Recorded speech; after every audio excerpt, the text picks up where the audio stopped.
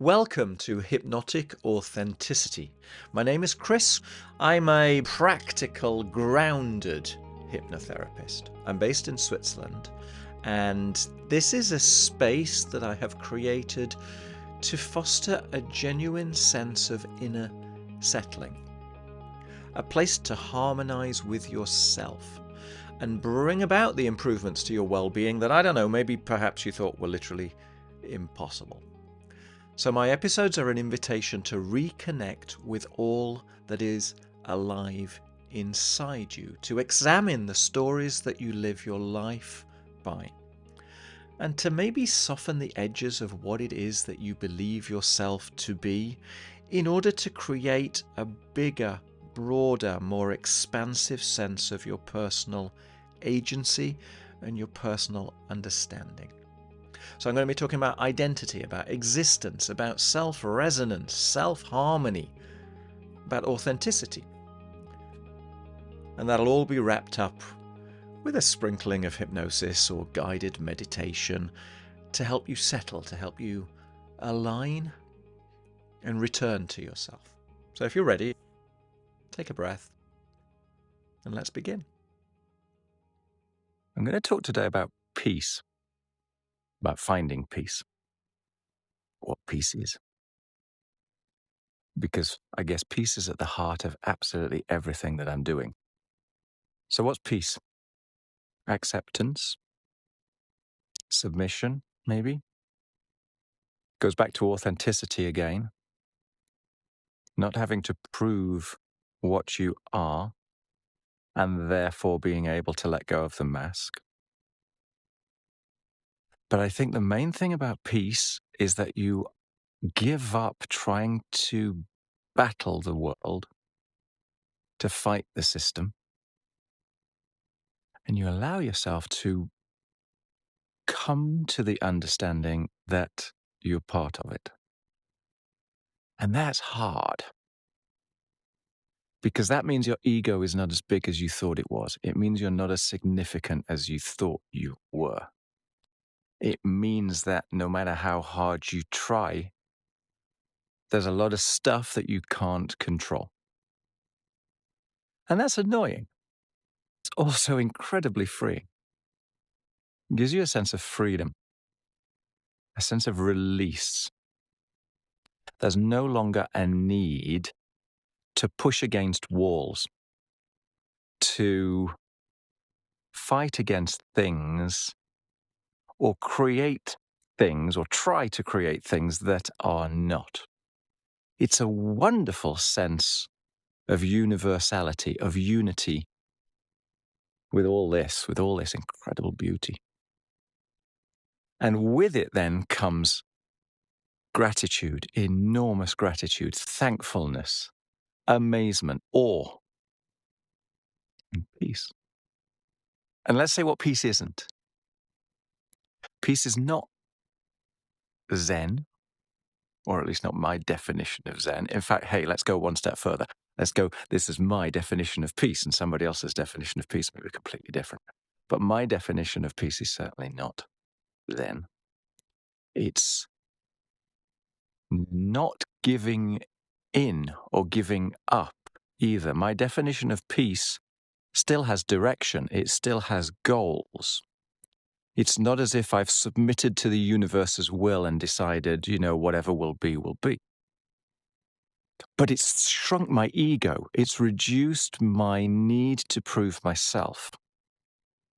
And the hilarious thing is, because I have less need to prove myself, suddenly I can do a video where I kind of am proving myself, but it matters less.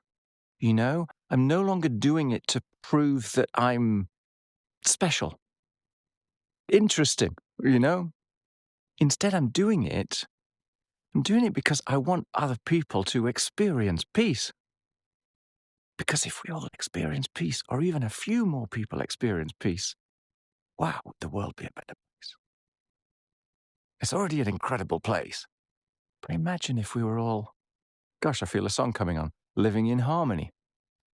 So yeah, peace does not suddenly mean giving in or giving up or sacrificing your humanity, your urges, your desires. For me, at least, that's a step too far. And I don't want to live like a hermit. It also doesn't mean that you won't be triggered, or at least for me, doesn't mean I'm not triggered. I can be triggered. I can still respond authentically. I guess what it means, part of peace is permitting yourself the entire range of emotions. And maybe the opposite of peace is limiting your range of emotions. Maybe that's another way of describing peace. Because when you are peaceful, you can trust yourself, you can trust the universe, you can trust that everything is going in a certain way. And part of that is your choice and part of it is the dance of the world. But it permits you to be yourself. And part of being yourself, part of being authentic is getting angry, it's getting frustrated, it's feeling desire, it's having love, hate, bad thoughts as well as good thoughts. These are all part of existence. And so with peace comes that permission to be completely you. And that is so liberating. So I think I've sold peace sufficiently, right? The question then is how does one find peace? And I can't really tell that to somebody else, dictate that to somebody else. For me, and I suspect for many people, peace came after pain. I had to take a long, hard look in the mirror and decide that I was causing myself to not be at peace, that I was fighting against reality to a certain extent, right? Fighting against laws that were larger than me. And the idea of fighting against that is absurd. But when you have an ego, you kind of think you can do that. So I think a lot of people find peace through pain because they have no choice but to submit to the fact that they haven't got as much control as they thought they had. For me, what it meant, with that acceptance of a sort of lack of control, was also an understanding that I was creating my own sense of reality. I was creating my perception on my life, and that was doing me no good. So I stopped doing that. I didn't know what on earth I was going to do. I had no idea what on earth I was going to do, but I knew I wasn't going to do that. And there is something about that opening up, accepting that you don't know it all, accepting that you don't need to prove yourself, accepting that you're part of the human race and therefore you are fallible, right? That people make mistakes, that I can make mistakes, that this might be a mistake, that people might disagree, but that the route to authenticity is too important to abandon for that. So it's partly carrot, partly stick, right? There's a sort of a pain that says this mask, this lie is doing you no good. It's causing you harm. There's a sort of there's a carrot in front that says there's a better way. And I think most people have felt these moments from time to time, these moments of flow or when things just feel right. And you know when you're on track and you know when you're off track, even if you don't have a great deal of bodily awareness. I think if you tune in, you can find out when you're on track and when you're off track. So for me, the pain said, you're off track. The decision, which was different to the prior occasions, was, I'm going to pay attention. Normally, the ego gets in the way and goes, try harder. You should have done this. You should have done that. How stupid you are. Whatever it may be, right? The mental chatter. I don't know why. Maybe, there you have these stages in readiness to change. Maybe it took 10 years for me to find that moment But the moment said you're doing it wrong. You don't know how to do it better. You need to look outside of yourself. You need to stop doing what you were doing before, right? The definition of insanity is doing what you did before and expecting things to change. So I did anything that was different from that, anything that was different from that. And that creates another layer of peace, because somehow when you give up on trying to control the world, life starts to deliver back. Good stuff occurs that you couldn't possibly have predicted. And you have life experiences that you couldn't possibly have imagined. But there's no way you could have controlled. And they come from giving in and seeing what comes back. So one of the ways to do it, if you're kind of the norm, is to be forced into it to a certain extent by some painful experience. But there is another way. You can make a choice. Nobody has to suffer. We choose, right?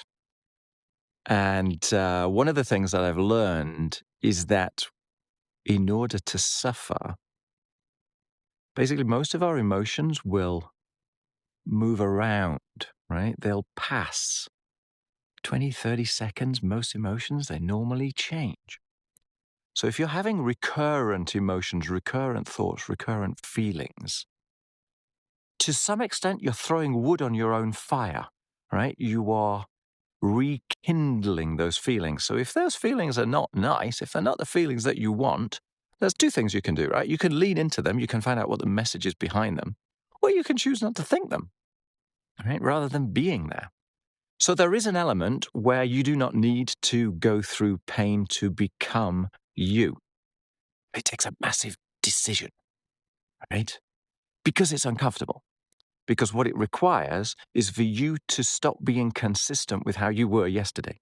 And that's one of these kind of big human needs. We demand, we need to remain consistent with how we are yesterday. Because that's how people know us. That's how we present ourselves to the world. It's a scary thing to not do that. That's why pain is usually useful, because the scariness of that is less than the scariness of the pain. And so it's like, I must change. So the alternative way is for the gleaming carrot to be so massive, the potential to be so huge, that becomes more important than the uncomfortableness of remaining consistent with yesterday.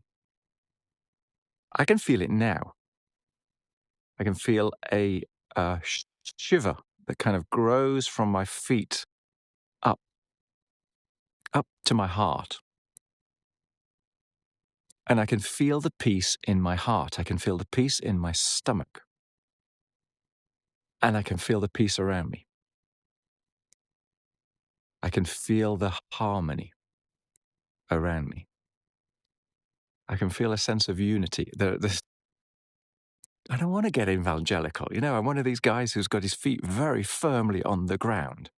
But I can feel some sort of a thread going up into the sky. It feels safe.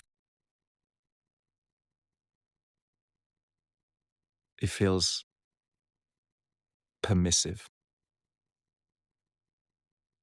And that's the moment where you can choose then to start being who you are, because there's nothing there to prove. You can just be. So there you go. That's my 15 minutes. I think that's sufficient on peace. We've barely scratched the surface, but I'll carry on, and this will do as a start.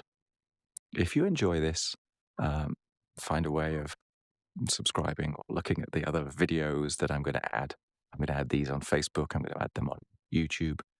And I'm going to go through all of the most fundamental points about becoming you. It's Carl Rogers that said, we're all on the path to becoming a person.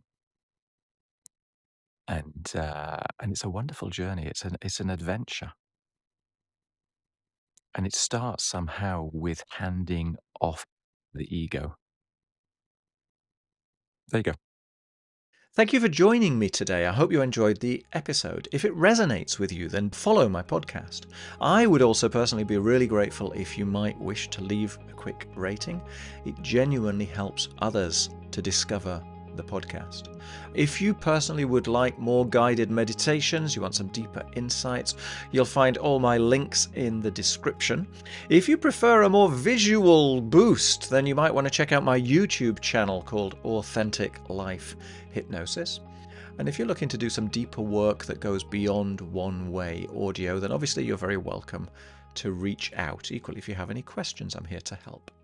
Thank you for listening, and I'll see you in the next episode.